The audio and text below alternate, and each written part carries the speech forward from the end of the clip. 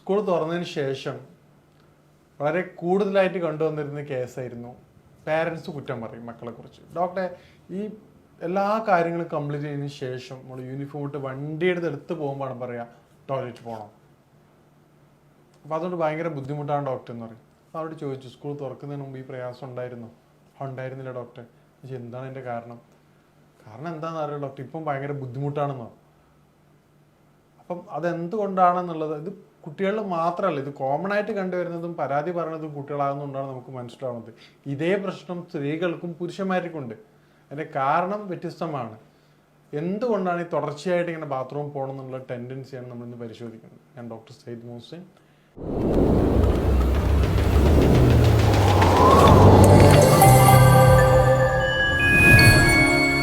നേരത്തെ പറഞ്ഞതിൻ്റെ ഏറ്റവും പ്രധാനപ്പെട്ട ഒരു കാരണം, കുട്ടികളിൽ കണ്ടുവരുന്ന കാര്യം അഥവാ വയറിനുണ്ടാകുന്ന ഗ്യാസ്ട്രിക് ബുദ്ധിമുട്ടാണ്. ഉദാഹരണത്തിന്, കുട്ടികൾ ഉറങ്ങി, പണ്ട് കാലത്തൊക്കെ കുട്ടികൾ നേരത്തെ ഉറങ്ങി നേരത്തെ എഴുന്നേൽക്കുന്ന കുട്ടികളായിരുന്നു. ഇന്ന് കുട്ടികളെ മിക്കവാറും വിളിക്കുക സ്കൂൾ ബസ്സിന് മുമ്പ് ഒരു ഹാഫ് ആൻ അവറോ 1 hour മുമ്പാണ്. ആ സമയത്ത് കുട്ടിക്ക് കൃത്യമായിട്ട് ഭക്ഷണം കഴിക്കാൻ പറ്റില്ല. ഭക്ഷണം കഴിക്കാത്ത കുട്ടിക്ക് എന്തെങ്കിലും മോഷനും മൂവ്മെൻറ്റ്സും ഒന്നും ഉണ്ടാവില്ല. പിന്നീട് കുറച്ചൊരു ആക്ടിവിറ്റീസൊക്കെ വരുമ്പോഴാണ് ഈ ഒരു ബാത്റൂം പോകാനുള്ള ഒരു ടെൻഡൻസി തന്നെ വരിക. വെള്ളമൊക്കെ കുടിച്ചില്ല, കുറച്ച് പ്രഷറിൽ ചായയൊക്കെ കുടിച്ചതിന് ശേഷം. അത് മിക്കവാറും 1 hour 1.5 hour ഉണ്ടാവും. ആ സമയത്താണ് കുട്ടി എന്ത് ചെയ്യുക, നേരെ. ഈ പാരൻസിനോട് ഞാൻ പറഞ്ഞു, നിങ്ങൾ എന്ത് ചെയ്യുക, കുട്ടിയെ ഒരു 2 hours മുമ്പ് വിളിക്കുക. പിന്നെ നെക്സ്റ്റ് ടൈം വരുമ്പോൾ ഡോക്ടറെ ഇപ്പം പ്രശ്നമൊന്നുമില്ല, കാരണം എന്താ, യൂണിഫോം ഇടുന്നതിന് മുമ്പ് തന്നെ ഒരു 1.5 മണിക്കൂർ കഴിയുമ്പോൾ എന്ത് ചെയ്യുന്നത്, കുട്ടിക്ക് ടെൻഡൻസി ഉണ്ട്. അതും പ്രോപ്പറായിട്ടില്ല, എന്നാലും സമാധാനമാണ്, പണ്ടത്തെ പ്രശ്നമില്ല. കാരണം ആ സമയത്ത് നമ്മൾ ബ്രേക്ക്ഫാസ്റ്റ് കൃത്യമായിട്ട് കൊടുക്കുകയാണെങ്കിൽ ഈ ഒരു പ്രയാസം നല്ല ചേഞ്ചസ് കണ്ടുവരാറുണ്ട്. ഇനി കുട്ടികളിലേക്ക് മാറി അത് മുതിർന്നവരിലേക്ക് വരികയാണെങ്കിൽ ഇതിൻ്റെ ഏറ്റവും പ്രധാനപ്പെട്ട വില്ലൻ കഫത്തിൻ്റെ ബുദ്ധിമുട്ട്. ഇത് കുട്ടികളും കഫത്തിൻ്റെ ബുദ്ധിമുട്ട് ഉണ്ടാവാറുണ്ട്. കഫത്തിൻ്റെ ബുദ്ധിമുട്ട് ഉണ്ടാകുമ്പോൾ ഇൻഡൈജഷൻ ഉണ്ടാവും, ശരീരത്തിലെ ദഹന പ്രക്രിയ കുറഞ്ഞു വരുന്നുണ്ട്. ഈ ദഹന പ്രക്രിയ കുറയുമ്പോൾ എന്താ സംഭവിക്കുക, നമ്മൾ ഫുഡ് കഴിച്ച സമയത്താണ് നമുക്ക് നോർമൽ മോഷൻ നടക്കില്ല. എന്താ, മലം സ്വാഭാവികമായിട്ടും ഹാർഡായ മലം നോർമലായിട്ടുള്ള ഇൻഡസ്ട്രിയിൽ പാസ് ചെയ്ത് നടക്കില്ല. അപ്പം ഭക്ഷണം കഴിച്ച് അതിൻ്റെ പ്രഷർ കൊണ്ടാണ് പിന്നീട് പോവുക. അതും വളരെ കുറച്ച് മാത്രമേ പോകുള്ളൂ, പിന്നീട് നല്ല ബുദ്ധിമുട്ടായിരിക്കും. ഇതേ കേസാണ് പൈൽസിനുണ്ടാവുക. പൈൽസിനുള്ള സമയത്തും ഇതേ മൂലക്കും ഇതേ അവസ്ഥയാണ് ഉണ്ടാവുക. അപ്പോൾ ഈ 3 കാരണങ്ങളാണ് ഏറ്റവും പ്രധാനപ്പെട്ട കാരണങ്ങൾ. ഇത് ശ്രദ്ധിച്ചിട്ടില്ലെങ്കിൽ എന്താ സംഭവിക്കാന്നില്ല, ഈ 3 കാരണങ്ങളാണ് ഏറ്റവും പ്രധാനപ്പെട്ടത്. ഇതിൻ്റെ കാരണങ്ങളും അവരുടെ ഓരോ അവസ്ഥകളും വ്യത്യസ്തമാണ്. നമ്മൾ ആദ്യം മനസ്സിലാക്കേണ്ടത് കുട്ടികളുടെ കാര്യങ്ങളിൽ ഏറ്റവും പ്രധാനപ്പെട്ട കാരണം ഇന്നത്തെ സ്നാക്സ് ആയിട്ട് കൊടുക്കുന്ന ബേക്കറി ഐറ്റംസ് ആണ്. കാരണം ബേക്കറി ഐറ്റംസിൽ എന്താണ്, ഫൈബർ കണ്ടന്റ് വളരെ കുറവാണ്.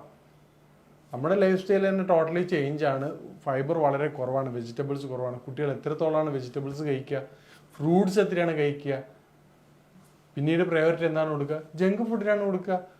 ജങ്ക് ഫുഡ് എടുക്കുന്നവർ കൂടി തന്നെ ഹൈ പ്രോട്ടീൻ വളരെ കുറയുകയും ഹൈ കലോറി ഫുഡ് ഇൻടേക്ക്. ഇപ്പോൾ തന്നെ CBSE 3 വർഷം മുമ്പ് CBSE അവരുടെ ക്യാൻറ്റീനുകളിൽ ജങ്ക് ഫുഡ് പൂർണ്ണമായിട്ട് നിരോധിച്ചു ഓൾ ഓവർ ഇന്ത്യയിൽ. കാരണം എന്താണ്, പുതിയ റിസർച്ച് ആൻഡ് സ്റ്റഡീസ് പ്രകാരം ഒബേസിറ്റി കൂടാണ് കുട്ടികൾക്ക്. അതായത് ബസ്സിൽ വരികയും ക്യാൻറ്റീനിൽ ഇറങ്ങുകയും പിന്നീട് വളരെ ആക്ടിവിറ്റീസ് കുറവായിട്ടുള്ള കുട്ടികൾ നല്ല ഹൈ കലോറി ഫുഡ് കഴിക്കുകയും ചെയ്യാണ്. ഒബേസിറ്റി വളരെ കൂടുകയാണ്. വേൾഡ് ഹെൽത്ത് ഓർഗനൈസേഷൻ അനുസരിച്ചും അതുപോലെ തന്നെ ഒബേസിറ്റി റിസർച്ച് ഫൗണ്ടേഷൻ ഫെഡറേഷൻ ഉണ്ട്. അവരുടെ കണക്ക് പ്രകാരം ഏകദേശം 120ഓളം കോടി കുട്ടികൾക്ക് ഈ പറഞ്ഞ ഒബേസിറ്റി പ്രശ്നം കണ്ടുവരുന്നുണ്ട്. ഈ ഒബേസിറ്റി വരുമ്പോൾ എന്താ സംഭവിക്കുക, അതിൻ്റെ സെക്കൻഡ് സ്റ്റെപ്പ് ആയിട്ടുള്ള ഡയബറ്റിക്കിലേക്ക് കിടക്കുകയാണ്. അഡൽറ്റിൽ തന്നെ ഡയബറ്റിക് സ്റ്റേജ് മാറുകയാണ്. നമ്മളെ കുട്ടികളോട് ചെയ്യുന്ന ദ്രോഹമാണ്. നമ്മൾ ആ ഒരു സമയത്ത് അതിൻ്റെ ബുദ്ധിമുട്ടോ പ്രയാസങ്ങളോ അറിയില്ല. ഇന്ന് കാലത്ത് തന്നെ വളരെ പെട്ടെന്നുള്ള ഡയബറ്റിക് മാറുന്ന എന്താണ് കാരണം, ചൈൽഡ് സമയത്ത് ഈ പറഞ്ഞ ബേക്കറി ഐറ്റംസ് കൂടുതലായിട്ട് കൊടുക്കുന്നതുകൊണ്ടാണ്. അതിന് പകരമായിക്കൊണ്ട് സ്നാക്സ് ആയിട്ട് നിങ്ങൾക്ക് കൊടുക്കാൻ പറ്റുന്ന എന്താണ്, ഹെൽത്തി ആയിട്ടുള്ള സാധനം കൊടുക്കാം, വീട്ടിലുണ്ടാക്കിയുള്ള സാധനങ്ങൾ കൊടുക്കാം, ടേസ്റ്റ് ആയിട്ടുള്ള സാധനങ്ങൾ കൊടുക്കാം. ഇനിയിപ്പോൾ അതിനൊന്നും സമയമില്ലാത്ത പാരൻസ് ആണെങ്കിൽ എന്ത് ചെയ്യാൻ പറ്റും, ഡ്രൈ ഫ്രൂട്ട്സ് കൊടുക്കാം. ഡ്രൈ ഫ്രൂട്ട്സ് കൊടുക്കുമ്പോൾ പ്രത്യേകം ശ്രദ്ധിക്കേണ്ട കാര്യം, നമ്പേഴ്സ് കൂടാൻ പാടില്ല. കാരണം ഡ്രൈ ഫ്രൂട്ട്സ് ഡൈജസ്റ്റ് ചെയ്യാൻ പ്രയാസമുള്ള സാധനമാണ്. അപ്പോൾ അതിൻ്റെ കൂടെ തന്നെ നിങ്ങൾ ഫിഗ് കൊടുക്കുകയാണെങ്കിൽ, അത്തിപ്പഴം കൊടുക്കുകയാണെങ്കിൽ, അത്തിപ്പഴം കുറച്ച് ടേസ്റ്റ് ബുദ്ധിമുട്ടാണ്, പക്ഷേ തേനിലൊക്കെ ഇട്ട് കൊടുക്കുന്ന കുട്ടികൾക്ക് ടേസ്റ്റാണ്. കഴിച്ച് കഴിഞ്ഞാൽ പിന്നീട് ടേസ്റ്റ് ഇഷ്ടപ്പെടും. അത് പീസ് കൊടുക്കുക. അതുപോലെ തന്നെ ഈ നമ്പേഴ്സ് വെച്ച് കൊടുക്കുക. ഇപ്പോൾ 3 അത്തിപ്പഴം 3 ആൽമണ്ട് കൊടുക്കുക, ബദാം കൊടുക്കുക, അതോടൊപ്പം തന്നെ ഒരു അത്തിപ്പഴം കൊടുക്കുക, ഒരു 3 പിസ്ത കൊടുക്കുക. അത് തന്നെ സ്നാക്സിന് ധാരാളമാണ്, ഹെൽത്തിയാണ്. അത് ഉണ്ടാക്കുന്ന ഹെൽത്ത് ബെനിഫിറ്റ് ഒരുപാടാണ്. അപ്പോൾ ഈ രൂപത്തിൽ നമ്മൾ ചെയ്യുകയാണെങ്കിൽ അത് ഡൈജസ്റ്റിനെ വളരെയധികം സഹായിക്കും. ഇനി ഫ്രൂട്ട്സ് കൊണ്ടുപോകാൻ പറ്റുന്ന കുട്ടികൾ അനാറ് കൊടുത്തു നോക്കാം. വീട്ടിൽ നിന്ന് മോർണിംഗ് കുട്ടികൾക്ക് അനാറ് കൊടുക്കാം. അനാറ് നല്ല ടേസ്റ്റാണ്. കുട്ടികൾ എൻജോയ് ചെയ്ത് കഴിക്കുകയാണെങ്കിൽ വളരെ ഹെൽത്ത് ബെനിഫിറ്റ് ആണ്. ഇപ്പോൾ കോൺഫ്ലാക്ക് കാര്യങ്ങളാണ് മോർണിംഗ് കൊടുക്കുന്നതെങ്കിൽ അതിൽ ആഡ് ചെയ്ത് വളരെ സിമ്പിളായിട്ട് കൊടുക്കാൻ പറ്റുന്ന സാധനം എന്ത്, അനാറ്. അത് അവരെ ലിവറിൻ്റെയും ഡൈജഷനെയും വളരെയധികം ഹെൽപ്പ് ചെയ്യും. ഈ രൂപത്തിൽ നമ്മുടെ ഈ പറയുന്ന പ്രയാസങ്ങളെ, ഹെൽത്ത് പ്രോബ്ലംസിനെ ഐഡൻറ്റിഫൈ ചെയ്തുകൊണ്ട് എന്തുകൊണ്ടാണ് പ്രോബ്ലം ഉണ്ടാവണം എന്നുള്ള ഡിസീസിൻ്റെ കാരണം നോക്കുകയാണെങ്കിൽ നമുക്ക് വളരെ എളുപ്പം തന്നെ കുട്ടികൾ ഇത് മാറ്റിയെടുക്കാവുന്നതാണ്. അതുപോലെ തന്നെ കുട്ടികളുടെ ഈവനിങ് വന്നു കഴിഞ്ഞാൽ ഒരു 1 അവറെങ്കിലും നിർബന്ധമായിട്ട് ഫിസിക്കൽ ആക്ടിവിറ്റീസിലേക്ക് മാറ്റേണ്ടതാണ്. അതിനുശേഷം കുട്ടികൾ കളിച്ചതിന് ശേഷം എന്ത് ചെയ്യുക, ഒരു 7 to 8 o'clock തന്നെ കൃത്യമായിട്ട് ഫുഡ്, രാത്രി കാലങ്ങളിൽ ഹൈ കലോറി ഫുഡ് കൊടുക്കാതെ പ്രോട്ടീൻ കാര്യങ്ങളും ഒരു 7 മണി 8 മണി മുമ്പായിട്ട് കൊടുക്കുക. അതിനുശേഷം നേരത്തെ ഉറക്കുകയും നേരത്തെ എഴുന്നേൽക്കുകയും ചെയ്യുകയാണെങ്കിൽ കുട്ടികളിൽ ഒരുവിധം ഈ ബുദ്ധിമുട്ടും പ്രയാസങ്ങളും പൂർണ്ണമായിട്ടും നമുക്ക് മാറ്റിയെടുക്കാവുന്നതാണ്.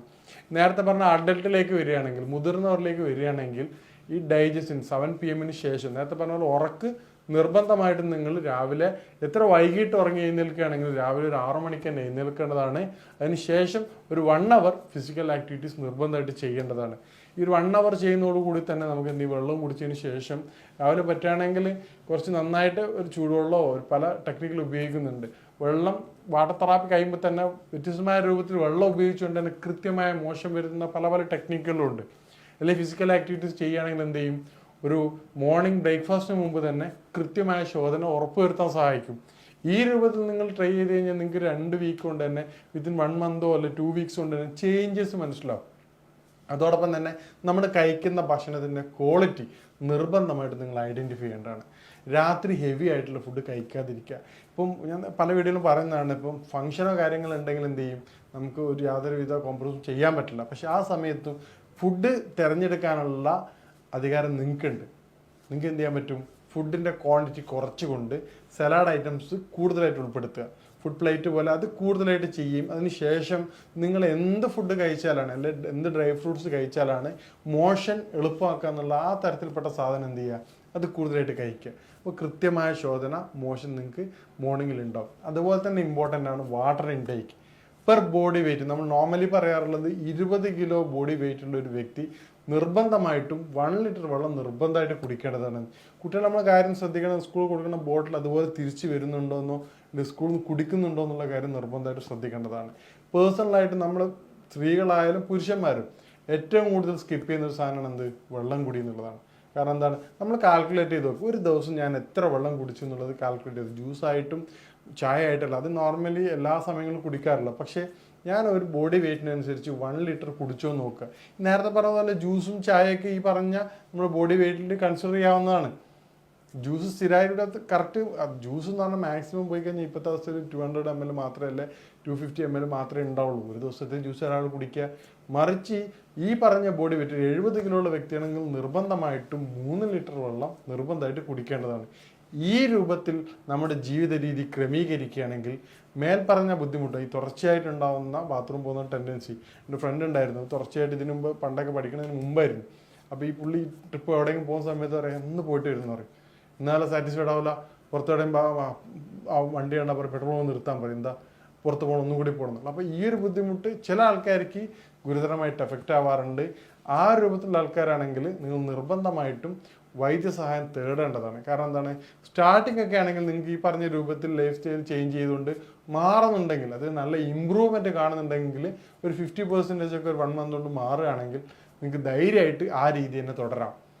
മറിച്ച് അത് ചേഞ്ചസ് വരാത്ത രൂപത്തിലാണെങ്കിൽ നിങ്ങൾ നിർബന്ധമായിട്ടും ഒരു വൈദ്യസഹായം തേടേണ്ടതാണ്. അപ്പോൾ ഈ രൂപത്തിൽ നമ്മൾ ജീവിതം ക്രമീകരിക്കുകയാണെങ്കിൽ വളരെ എഫക്റ്റീവായിട്ട് കൊണ്ട് തന്നെ നമുക്ക് ഈ പ്രശ്നം നിങ്ങളിലൂടെ തന്നെ അത് പൂർണ്ണമായിട്ടും മാറ്റിയെടുക്കാവുന്നതാണ്. ഇനി ഇതുണ്ടാകുന്ന കോംപ്ലിക്കേഷൻസ് എന്തൊക്കെയാണെന്ന് നോക്കാം.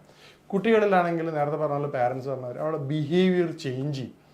കാരണം എന്താണ്, വളരെ ദേഷ്യമായിരിക്കും. കാരണം ഫുഡ് തീരെ കഴിക്കാത്ത അവസ്ഥയിൽ, പണ്ട് നന്നായിട്ട് കഴിച്ച കുട്ടിയാണെങ്കിൽ ടീച്ചർ പറയും ഇപ്പം മോള് തീരെ ഭക്ഷണം കഴിക്കുന്നില്ല. കാരണം എന്താണ്, അവൾ വയറുവേദന പറയുന്നുണ്ട്, തുടർച്ചയായി കൊണ്ട് വയറുവേദന പറയുകയാണ്. പിന്നെ ഫുഡ് അതുപോലെ തന്നെ തിരിച്ചു കൊണ്ടുവരികയാണ്. ഇപ്പം സ്കൂളുകളിൽ നിന്നൊക്കെ കൃത്യമായിട്ടുള്ള മോണിറ്ററിങ് ഉണ്ടാവില്ല. കാരണം ഒരായാണ് ഉണ്ടാവുള്ളൂ, എല്ലാവരെയും നോക്കാൻ പറ്റില്ല. അപ്പം നമ്മളെ കുട്ടിയെ നോക്കുകയാണെങ്കിൽ, ഒരു ടിഫിൻ ബോക്സ് നോക്കുകയാണെങ്കിൽ എന്തായാലും ഫുഡ് വേസ്റ്റ് ഉണ്ടാവും. ചോദിച്ചാൽ പറയും എനിക്കിപ്പോൾ കഴിക്കാൻ പറ്റുന്നില്ല എന്ന് പറയും. ഭക്ഷണം കഴിച്ചാൽ വയറുവേദന എന്ന് പറയും. അപ്പോൾ ഈ ഒരു രൂപത്തിൽ പിന്നീട് അത് സ്വഭാവ ക്രമീകരണത്തിൽ അത് മാറ്റം വരും, പെട്ടെന്ന് ദേഷ്യം വരും, കുട്ടിയുടെ ആരോഗ്യത്തെ തന്നെ ബാധിക്കും. നല്ല ആരോഗ്യത്തോടെ കുട്ടി എന്ത് ചെയ്യും, ചെറിയ ചെറിയ അസുഖങ്ങൾ വരുന്നുണ്ട്, ഇമ്മ്യൂണിറ്റി കുറയും, പെട്ടെന്ന് തന്നെ സ്പ്രെഡ് ആവും. പണ്ടൊക്കെ പനി വന്നു കഴിഞ്ഞാൽ പ്രശ്നമില്ലാത്ത കുട്ടികളപ്പോൾ ക്ലാസ്സിൽ ആർക്കെങ്കിലും പനി വന്നു കഴിഞ്ഞാൽ തന്നെ എന്ത് ചെയ്യും, കുട്ടിക്ക് പെട്ടെന്ന് തന്നെ വരുന്നൊരവസ്ഥ. ആ ഒരു നമ്പേഴ്സും ഇമ്മ്യൂണിറ്റിയും പെട്ടെന്ന് തന്നെ കുറയുന്നതായിട്ട് കണ്ടുവരും. ഇതുപോലെ തന്നെയാണ് സ്ത്രീകളിലും. സ്ത്രീകളുടെ ആരോഗ്യത്തെ അത് ബാധിക്കും. ചെറിയ ചെറിയ പ്രശ്നങ്ങൾക്ക് പോലും ടെൻഷൻ വരുന്ന രൂപം ഉണ്ടാവും. നേരത്തെ പറഞ്ഞ ചെറിയ അസുഖങ്ങൾ പെട്ടെന്ന് വരുന്ന രൂപത്തിലേക്ക് വരും. ഏത് സമയത്തും ടയർഡ്നെസ് ആയിരിക്കും. പുരുഷന്മാരിലേക്ക് വരികയാണെങ്കിലോ കോൺസെൻട്രേഷൻ തീരെ ഉണ്ടാവില്ല, ഒരു കാര്യം ചെയ്യാൻ പറ്റാത്തൊരവസ്ഥയായിരിക്കും. ഏത് സമയത്തും ദേഷ്യവും കാര്യങ്ങളൊക്കെ ആയിരിക്കും. ഇപ്പോൾ വൈഫ് വിളിച്ച് കഴിഞ്ഞാൽ വൈഫിനോട് ചൂടാവും, കോവർക്കേഴ്സിനോട് പ്രശ്നമായിരിക്കും, ഡ്രൈവ് ചെയ്യുമ്പോൾ ഒരു സാറ്റിസ്ഫാക്ഷൻ ഉണ്ടാവില്ല. കാരണം എന്താണ്, ഒരു അസ്വസ്ഥതയായിരിക്കും, എന്താ ബുദ്ധിമുട്ട്, പിന്നെയും പോകേണ്ടതുണ്ടോ, ടോയ്ലറ്റിലേക്ക് പോകേണ്ടതുണ്ടോ, ഒരു എന്ത് ചെയ്യാനും ഒരു സാറ്റിസ്ഫാക്ഷൻ കിട്ടൂല. അപ്പം ഇതാണ് ഇതിൻ്റെ ഉണ്ടാക്കുന്ന കോംപ്ലിക്കേഷൻസ്. നമ്മൾ ഈ പറഞ്ഞ നിസ്സാരമായിട്ട് കരുതുന്ന സാധനങ്ങളാണ് നമ്മളറിയാതെ നമ്മുടെ ജീവിതത്തിൽ പ്രയാസങ്ങൾ സൃഷ്ടിക്കുന്നത്. അപ്പോൾ ഈ പറഞ്ഞ പോലെ ഏതാണ് പ്രശ്നങ്ങളെന്ന് ഐഡൻറ്റിഫൈ ചെയ്ത് കഴിഞ്ഞാൽ നമുക്ക് തന്നെ എന്ത് ചെയ്യാൻ പറ്റും, ഇത് പൂർണ്ണമായിട്ട് അത് മാറ്റിയെടുക്കാൻ പറ്റും. ഇനി ഇതുമായിട്ട് ബന്ധപ്പെട്ട സംശയങ്ങളും കാര്യങ്ങൾക്കും നിങ്ങൾക്ക് ബന്ധപ്പെടാവുന്നതാണ്. ഇനി മറ്റൊരു വിഷയമായിട്ട് കാണാം. നന്ദി.